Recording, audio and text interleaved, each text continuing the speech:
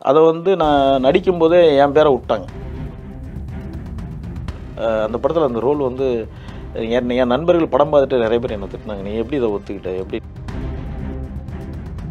First அவரே தயங்கினார், hero பண்ணுறதுக்கு வந்து வேணாம் இல்லைப்பாவா, நமக்கு வந்து சொல்ல முடியாதுப்பாவா, நிறையா வருது, கரெக்டாக பண்ணலன்னா. எங்கேயாவது ஒரு ஊரில் ஷூட்டிங் போனால் க்ரௌடு வந்துடுச்சுன்னு வச்சுக்கேன், அங்கே சொல்லுவாங்க, ஏங்க என் மாமியாரை போடணுங்க, நீங்கள்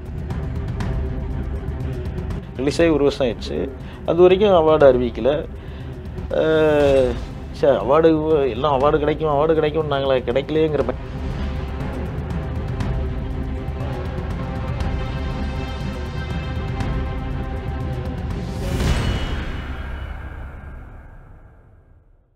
சார் அடுத்த படம் பார்த்தீங்கன்னா வெண்ணிலா கபடி குழு. உங்க உண்மையான பேர் சிவபாலன்.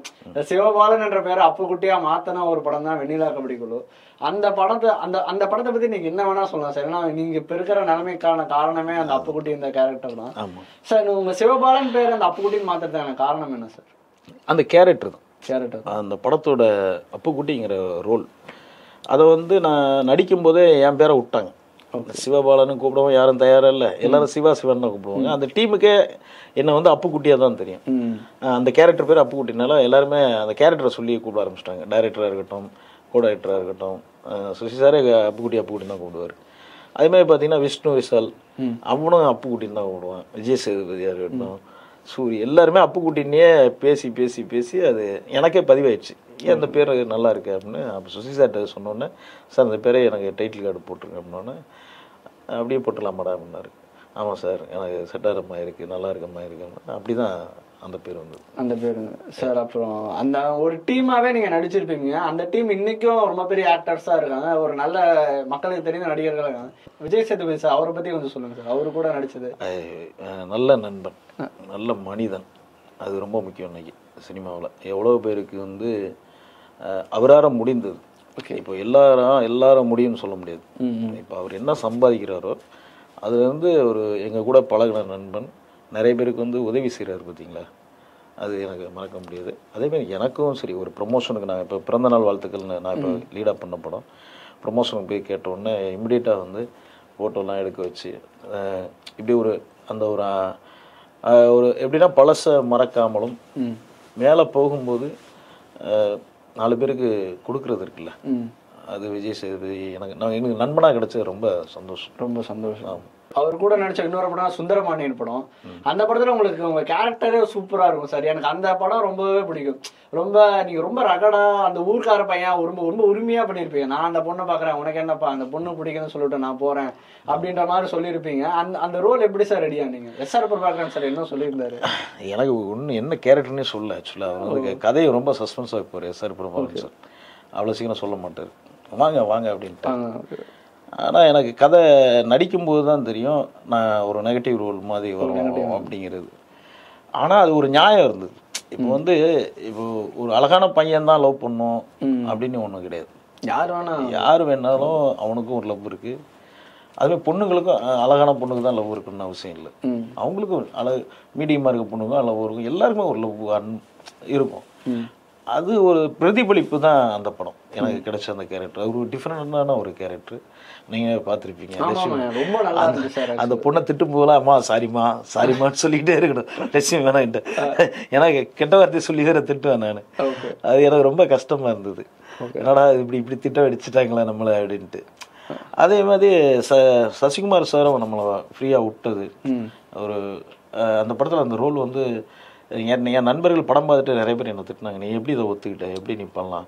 ஏன்னா அழகர் சாமின்னு குதிரைன்னு ஒரு படம் பண்ணி ரிலீஸ் ஆகிருக்கு, திரும்ப போய் நெகட்டிவ் ரோல் நீ எப்படி பண்ணலாம், உன்னை எப்படி பார்ப்பாங்க அப்படின்ட்டாங்க. எனக்கே ஒரு ஷாக்கிங் தான். ஏன் நம்ம நடிகர் தானே, எல்லா ரோலும் பண்ணலாம், என்ன தப்பு அப்படிங்கிறது தான் எனக்கு தோணுச்சு. ஆனால் சுற்றி இருக்கவங்க அப்படி நினைக்கல. அது காமெடி கடந்த ஒரு நெகட்டிவ் ரோல் மாதிரி தான். நெகட்டிவ்னு சொல்ல முடியாது, ஒரு அனுதாபப்படக்கூடிய ஒரு ரோல் தான். ஆனால் எனக்கு டைரக்டர் சொல்லலை. எஸ்ஆர் பிரபாகரன் ஆல்ரெடி நமக்கு பழக்கம், அதை வச்சு தான் அந்த படம் வந்து நடித்தேன். ஆனால் அந்த ரோல் இன்றைக்கும் வந்து பேசிகிட்டு இருக்காங்கன்னா இந்த மாதிரி ரோல் பண்ணணுங்கிற ஆசை எனக்கு ஒரு ஏற்படுத்தின ஒரு படம். எங்கே போனாலும் சுந்தர பாண்டியன் இப்போ நீங்கள் கேட்குறீங்களா, அந்த ஒரு விஷயம் தான் அந்த படத்தோட வெற்றி. இல்லை நம்ம இருந்ததே பெரிய சொன்னாங்க சார். அதே மாதிரி வெண்ணிலா கபடிக்குள்ள இருந்த இன்னும் உங்களுக்கு தெரிந்த நடிகர்னா அது சூரிய சார் தான். அப்ப இருந்த சூரிய சார் கூட நீங்க இப்ப பழகினது எப்படி சார் இருந்துச்சு அன்னைக்கு ஷூட்டிங் ஸ்பாட்ல, வெண்ணிலா கபடிக்குள்ள ஸ்பாட்ல? சூப்பர், எல்லாம் நல்ல நண்பர்களாக இருந்தோம், ஜாலியாக இருந்தோம், நல்லா ஒர்க் பண்ணோம். திரும்ப குள்ள நரி கூட்டம் ஒர்க் பண்ணோம், சுந்தரபாண்டியில் இப்போவும் நல்ல நண்பர்களாக தான் இருக்கும். ஆமாம், அதில் பெரிய இதெல்லாம் ஒன்றும் கிடையாது, நண்பர்களாக தான். சார் இன்னைக்கு ஆஸ் அ ஃப்ரெண்டா அவரோட வளர்ச்சியை பார்க்கும்போது எப்படி சார் இருக்கு? கண்டிப்பாக ரொம்ப சந்தோஷம். என்னென்னா இதுதான் சினிமாவில் வந்து கிடையாது. இப்போ வந்து சூரி காமெடி பண்ணிகிட்டு இருந்தார், இன்னைக்கு வந்து ஹீரோவாக பண்ணுறாரு. ஃபஸ்ட்டு அவரே தயங்கினார், ஹீரோவாக பண்ணுறதுக்கு வந்து வேணாம், இல்லை பாவா நமக்கு வந்து சொல்ல முடியாது பாவா, நிறையா வருது, கரெக்டாக பண்ணலன்னா மாட்டிக்குவோம் அப்படின்னு அவரே ஃபீல் பண்ணார். ஆனால் இந்த தைரியம் வந்து ஒரு இயக்குனர் தான். வெற்றிமாறன் சார் வந்து பண்ணது ஒரு பெரிய இதே வந்து ஒரு புது டேரக்டர் கூட பண்ணோம்னா எப்படி ரீச் ஆகும்னு சொல்ல முடியாது. அது ஒரு பெரிய ப்ளஸ்ஸு. கரெக்டாக இந்த டயத்தில் அவர் பண்ண டைம் கரெக்டு, ஹீரோவாக பண்ணதும் சரி. அவருடைய வளர்ச்சிக்கு ரொம்ப சந்தோஷமாக இருக்குது. ஒரு காமெடியனாக இருந்து ஹீரோ வர்றது சாதாரண விஷயம் கிடையாது. ரொம்ப மகிழ்ச்சி. சூர்யா இருக்கட்டும், விஷ்ணுவாக இருக்கட்டும். விஷ்ணுலாம் அவர் பண்ண படமும் ராட்சசன் எவ்வளோ சூப்பரான படம். எங்கள் டீம் வளர்ந்தது ரொம்ப ஹாப்பி. ஆமாம் ஆமாம், அதில் சில நண்பர்கள் நாங்கள் மிஸ் பண்ணிட்டோம், அது இயற்கை சூழ்நிலை. பட் அந்த டீமில் வந்து ஒரு 4 நடிகர்களை உருவாகிருக்கோம் தெரியுமா, வெண்ணிலா கபடிக்குள்ளே இருந்து. இப்போ பங்கு ஆண்டனி நண்பர், அவரு இப்போ நடிச்சிட்டு இருக்காரு. இப்போ ஒரு எல்லாமே ஃப்ரெண்ட்ஸாக இருக்கும்ல சினிமாக்குள்ள, எங்கே பார்த்தாலும் யாரும் தெரியாதுன்னு சொல்ல முடியாது, புது ஆளுங்களை பார்க்குற மாதிரி இல்லை. இப்போ அது ஒரு மகிழ்ச்சியாக இருக்குது. எல்லாருமே ஒரு நடிகராக இருக்காங்க, நம்ம கூட ட்ரை பண்ணவங்க. அப்போ முயற்சி செய்தால் கிடைக்கும் அப்படிங்கிற ஒரு விஷயம் எனக்கு தெரியுது. சார் இன்னொரு காமெடி சீன், ரொம்ப ஃபேமஸான சீன்னா, அந்த நீங்கள் ஒரு பானையை உரியடிக்க போவீங்க, உங்கள் மாமியாரை போட்டு தலையிலே அடிப்பீங்க. அது எல்லாருக்குமே ரொம்ப ரொம்ப பிடிச்ச ஒரு சீன். உங்கள் மாமியார் எல்லாருமே மாமியார் மண்டே உடைக்கணும்னு நினைக்கிறாங்க தம்பி. அதுதான் அதனால அதையும் மறக்க முடியாமல் எங்கே போனாலும் சரி, எங்கேயாவது ஒரு ஊரில் ஷூட்டிங் போனால் க்ரௌட் வந்துருச்சுன்னு வச்சுக்கேன், அங்கே சொல்லுவாங்க, ஏங்க என் மாமியாரை போடணுங்க, நீங்கள் கரெக்டாக அடிச்சிங்க, அதே மாதிரி நான் அடிக்கணும்னு நினைக்கிறேன், ஆனால் முடியலைங்க அப்படிம்பாங்க. இப்படி ஒவ்வொருத்தருக்கு ஒரு கதையில் வரக்கூடிய ஒவ்வொரு அனுபவங்கள் இருக்குல்ல. நாங்களே நடிக்கும்போது சில அனுபவங்கள் தான் அவங்கள நடிக்க வைக்குது. ஓகே, சுசீந்திரன் சார்ட்ட சொன்னீங்களா சார் இந்த சீன் ரொம்ப ரீச் அன்னைக்கு நினைச்சு பார்த்தீங்களா சார்? இந்த சீன் பயங்கர ரீச் ஆகும். கண்டிப்பாக நினச்சி பார்த்தோம். எல்லாருக்குமே எங்கள் டீமில் சூரியிலேருந்து விஷ்ணு, விஜய் சேதுபதி எல்லாருமே இந்த படம் ஹிட்டுன்னு நினச்சி தான் நாங்கள் ஒர்க் பண்ணோம். லட்சுமணன் கேமராமேன், ஏன்னா படம் ஆரம்பிக்கும் போதே தெரிஞ்சுது ஒரு 7 பேர் மெயினான ரோலு. அதில் வந்து அதில் ஒரு ஜாதி இருக்கக்கூடாதுங்கிற கண்டென்ட்டு, ஒரு கபடி மேட்ச்சு, அதில் நடக்கக்கூடிய சின்ன சின்ன காமெடிகள், இவங்க பண்ணும்போது சீன் சொல்லும்போது நாங்கள் ப்ராக்டிஸ் பண்ணோம் ஆஃபீஸில். அப்போவே இந்த படம் வந்து கண்டிப்பாக ஹிட் ஆயிரும்னு தோணுச்சு. அதே மாதிரி டைரக்டர் மேக்கிங் பண்ண விதம் அது சுசீந்திரன் சொல்ல வேணாம் சார். அதுக்கப்புறம் சுசீந்திரன் சார் கூட எதுவும் நீங்கள் கேட்டிங்களா? அது சார் எனக்கு எப்போ ரோல் தர போகிறீங்க, ஒர்க் பண்ணலையா, அதுக்கப்புறம் கேட்டிங்களா? அதுக்கப்புறம் தான் அழகுசாமி கூட நடிச்சேன். அது ஓகே. அதுக்கப்புறம் ஒரு சின்ன கேப் விழுந்த மாதிரி இருக்குல்ல சார்? அதுக்கப்புறம் பாய்மொழி பண்ணேன், அப்புறம் இப்போ கூட வள்ளி மெயில் பண்ணியிருக்கேன். அவரு கூட தொடர்புல தான் இருக்கும், படம் பண்ணிட்டு தான் இருக்கும். ஏன்னா அவர் மறக்க முடியாது. கண்டிப்பாக அவரே என்ன விரட்டி விட்டாலும் நான் போய் நின்று ஐயா சாமி அப்படின்னு. என்னோட அடுத்த கேள்வி அதுதான் இருந்துச்சு. ஒரு நல்ல பெரிய சக்ஸஸ்ஃபுல் படம் பண்ணி வெண்ணிலா கபடி, அடுத்து அழகர் சாமியின் குதிரைன்னு உங்களை ஹீரோவா வச்சு பண்ணணும்னு நினைக்கிறாரு. இது வரைக்குமே காமெடியனா பார்த்தவங்களா ஹீரோவா டிரான்ஸ்ஃபார்ம் பண்றப்போ அது எப்படி சார் நடந்துச்சு? உங்களை என்ன கூப்பிட்டு சொன்னாரு? எனக்கு என்னன்னா சுசி சாருடைய படம் அடுத்த படம் நடிக்கணும்னு ஆசை இருந்தது. எப்படியாவது ஒரு படத்துல அடுத்த படம் ஆரம்பிச்சா நடிக்கணுங்கிற ஆசை இருந்தது. ஆனால் அடுத்த படமே என்ன லீடுங்கிற மாதிரி ஃபோக்கஸ் பண்ணாங்க. ஓகே, அப்பகுடி விஷயம் தான் அடுத்த சுசீந்திரன் சார் பண்ண போகிறாரு அப்படின்ட்டு ஒரு விஷயம். எனக்கு ஃபஸ்ட்டு அவர் என்ன சொல்லும்போது எனக்கு ஷாக்கு தான். என்னடா இது, எப்படி இது நடக்கிற விஷயமா, நம்மளுக்கு ஹீரோ உண்மையை சொல்கிறாங்களா பொய்யை சொல்கிறாங்களா அப்படிங்கிற மாதிரிலாம் மைண்டு தோணுச்சு. பட் அது உண்மையாக நான் பண்ணுறதுக்கான ஒரு கதையை தான் ரெடி பண்ணியிருக்கேன். அது இறைவன் தான், சுசீந்திரன் சாரும் இறைவன் தான். அப்போ என்னோட கதையை சொன்னாலும் அந்த படத்துக்கு ப்ரொடக்ஷன் சரியாக செட் ஆகலை. ஓகே, இப்போது ஒரு ப்ரொடக்ஷன் ஓகே ஆகுது, அங்கே பார்த்தீங்கன்னா அவர் பையன் தான் ஹீரோவை நடிக்கணுங்கிறாங்க. அப்படிங்கிறப்ப அந்த படத்தை தள்ளி போட்டு தான் நான் மகன் நல்லன்னு ஒரு படம் வந்து சுசீந்திரன் சார் பண்ணுறாரு. அதுக்கப்புறம் அவ்வளோதான் கேன்சல் போல இருக்குது படமே நினைக்கிறேன். அதுக்கப்புறம் 1 வருஷம் 1.5 வருஷம் கழிச்சு ஆரம்பிக்கிறாங்க. எனக்குலாம் ஹீரோன்னு வேறு வெளியில் சொல்லிட்டாங்களா, எனக்கு அடுத்து காமெடி வாய்ப்பு வேறு வராமல் போயிடுச்சு. அதுக்கப்புறம் பார்த்தீங்கன்னா 1.5 வருஷம் கழிச்சு சுசீந்திரன் சார் திரும்ப வந்து அந்த படத்தை எடுத்தார். அது பெரிய விஷயம். அதுதான் சொல்கிறேன், ஒரு டைரக்டர் நினச்சாதான். இப்போ நான் ஒரு சுசீந்திரன் ஒருத்தர் நினைக்கலன்னா நான் எப்படி ஒரு நடிகை நான் இருக்க முடியும்? அவர் லீடர் ஹீரோவாக நான் பண்ணியிருக்க முடியுமா? வாய்ப்பு கிடையாது. ஒன்று எங்கள் அப்பா பிடிச்சிட இருக்கணும், இல்லையா, என்னை சார்ந்தவங்க ப்ரொடியூசராக இருக்கணும். ஒரு டைரக்டரும் தயாரிப்பாளர், அதுமாதிரி மதன் சார் தயாரிக்க வந்த எங்கள் தயாரிப்பாளர் மதன் சார் பாராட்டியவன், கௌதமன் சார் தான் அதுக்கு சப்போர்ட் பண்ணார். அந்த கதை தான் வந்து என்னை ஹீரோவாக்கிச்சின்னாலும் அதை டைரக்டர் நம்மளை நினைக்கணும்ல. எனக்கு பதிலாக வேற ஒருத்தர் நினச்சிருந்தா அந்த படத்தில் நான் இல்லை. அது ஒரு மகிழ்ச்சியான ஒரு விஷயம் சார். படம் நேஷனல் அவார்டு ஜெயிக்குது, அது அந்த நியூஸில் அனௌன்ஸ் பண்ணுறப்ப எப்படி சார் இருந்துச்சு? அது ரொம்ப நானே எதிர்பார்க்கல. என்னென்னா நான் ஏற்கனவே அவார்டு அறிவிச்சிருப்பாங்க, நம்ம கிடைக்கலங்கிற மைண்ட் செட்டுக்கு நான் வந்துட்டேன். ஏன்னா ஒரு வருஷம் ஆயிடுச்சு படம் நடித்து ரிலீஸ் ஆகி ஒரு வருஷம் ஆயிடுச்சு. அது வரைக்கும் அவார்டு அறிவிக்கலை. சார் அவார்டு எல்லாம் அவார்டு கிடைக்கும் நாங்களே கிடைக்கலையேங்கிற மைண்ட் செட்டில் தான் நான் இருக்கிறேன். திடீர்னு சொல்லும்போது எனக்கு ரொம்ப ஷாக்காக இருந்தது. என்னடா அவ்வளோதான் போல நினச்சேன், கடைசியில் அவார்டு அறிவிச்சிட்டாங்களே அப்படின்னு ரொம்ப சந்தோஷமாக இருந்தது. நான் சந்தோஷப்பட்டது மட்டும் இல்லாமல் என்னை சார்ந்தவங்க அத்தனை பேருமே எல்லாருமே அவார்டு வாங்கியிருக்காங்க. நான் மட்டும் இல்லை. இன்னைக்கு வந்து தம்பி ராமாயணன் வாங்கியிருக்காரு, அப்புறம் அந்த கருத்தம்மாவை நடிச்சார்ல ஐயா அவரு வாங்கியிருக்காரு, பாபி சிங்கா வாங்கியிருக்காரு, எவ்வளோ பேர் வாங்கியிருக்காங்க என் கேட்டகரியில். ஓகே, அந்த மாதிரி சார். அப்புறம் இன்னொரு முக்கியமான படம்னா குள்ளநரி கூட்டம் தான். ரொம்ப சர்ப்ரைசிங்காக இருந்துச்சு சார் உங்கள் ரோல் அதில் ரொம்ப. ஏன்னா டிவிக்கிற பையனாக தான் எல்லாருமே ஒரு கடைசி வரைக்கும் கூட்டிகிட்டு வந்துட்டு ஒரு திடீர்னு ஓப்பன் பண்ணுவாங்க, நானும் போலீஸ் ஆகணும் தான் ட்ரை பண்ணிட்டு இருக்கேன் அப்படின்னு சொல்லி. நீங்கள் போலீஸில் எத்தனை பிரிவுகள் இருக்குது, எத்தனை ரகம் இருக்குன்னு சொல்லுவீங்க. ரொம்பவே ஆடியன்ஸ்க்கு ரொம்ப பிடிச்ச ரோல் அதுவும் கூட. அது அந்த ரோல் உங்களுக்கு எப்பேற்பட்ட அப்ரிசியேஷன் வாங்கி கொடுத்துச்சு சார்?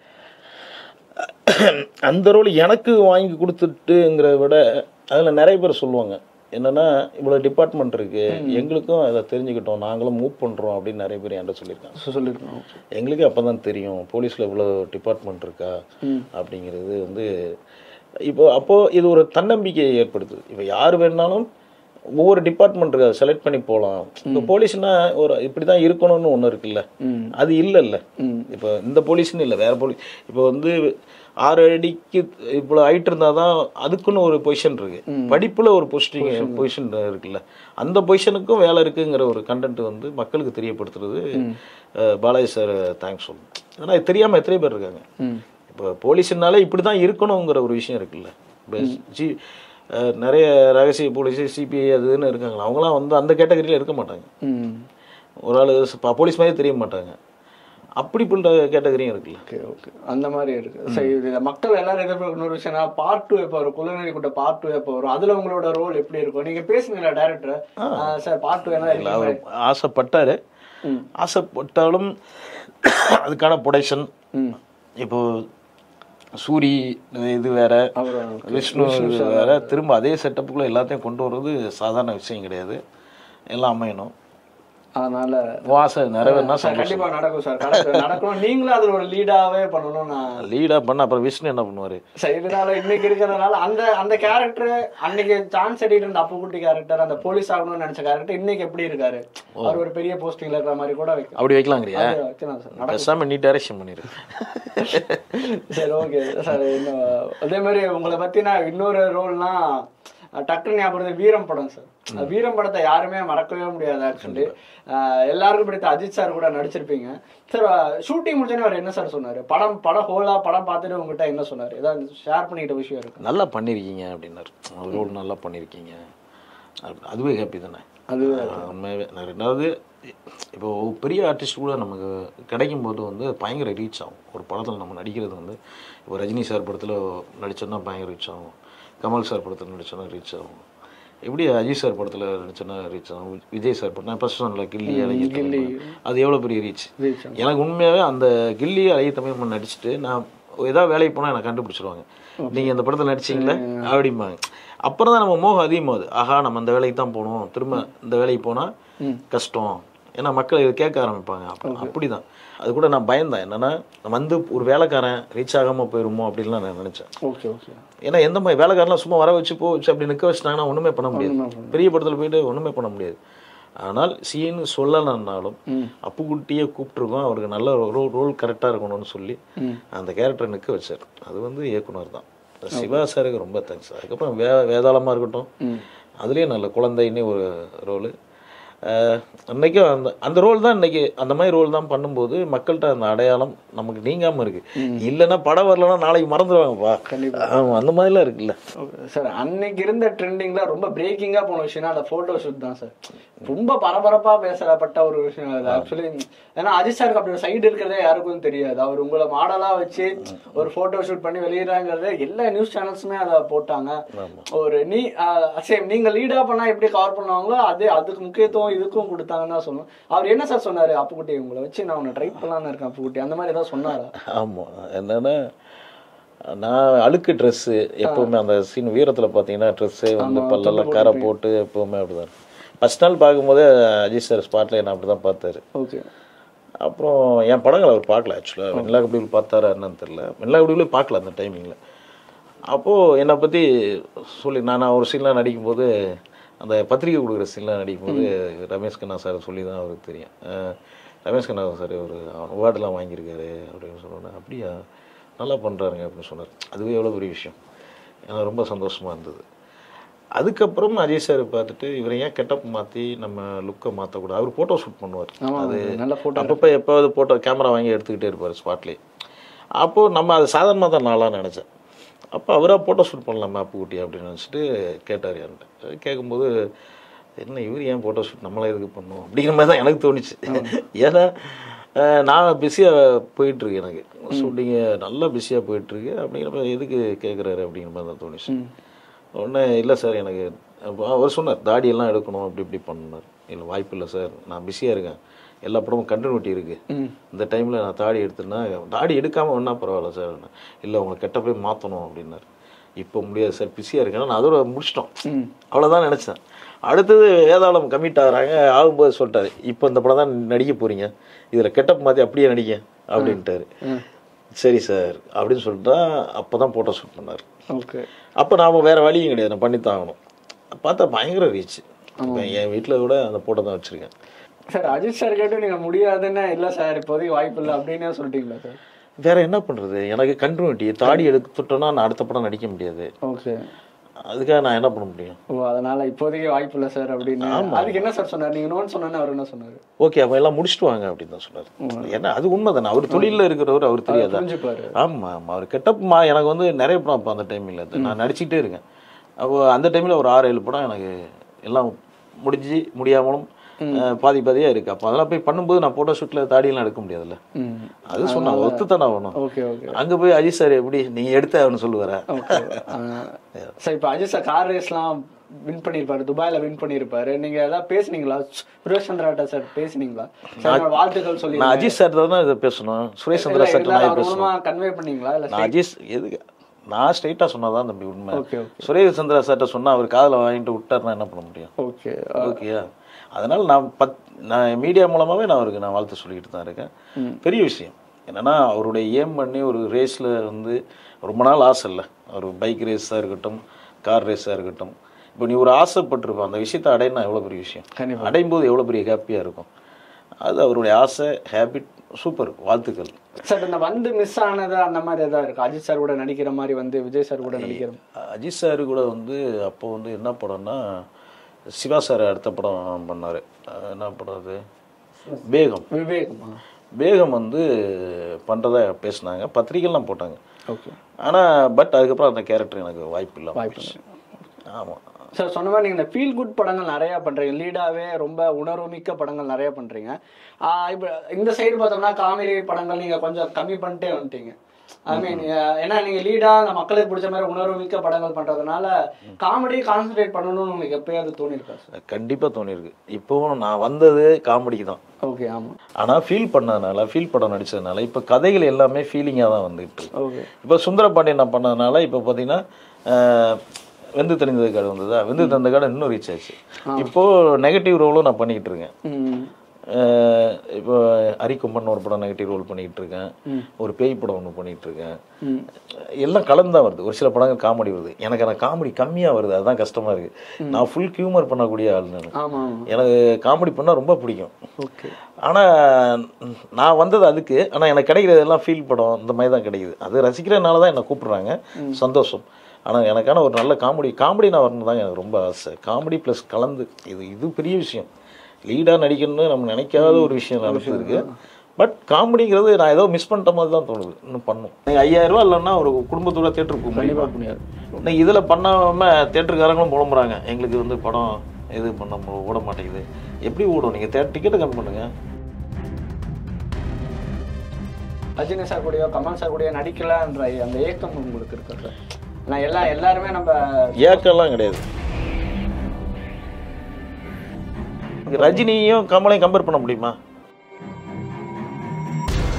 விஜய் சேதுபதி நடிச்ச மகாராஜா படத்துல அந்த சிங்கமணி சார் நீங்க தான் பண்ணிருக்கணும் அப்படின்ற மாதிரி கேள்விப்பட்டோம். அது ஏன் சார் பண்ண முடியாம?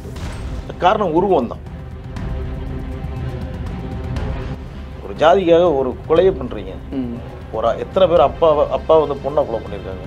இதெல்லாம் நடந்துகிட்டு இருக்கு. இந்த ஜாதி நல்லது. இப்போ ஸ்கூல்லே நீங்க அந்த ஜாதி சர்டிஃபிகேட் எடுத்துடலாம்ல. சொல்லப்போனால் சலுகைகளுக்காக உங்களுக்கு சாதி தேவைப்படுதுன்னா அப்புறம் நீங்கள் அந்த ஜாதி பற்றி பேசக்கூடாது.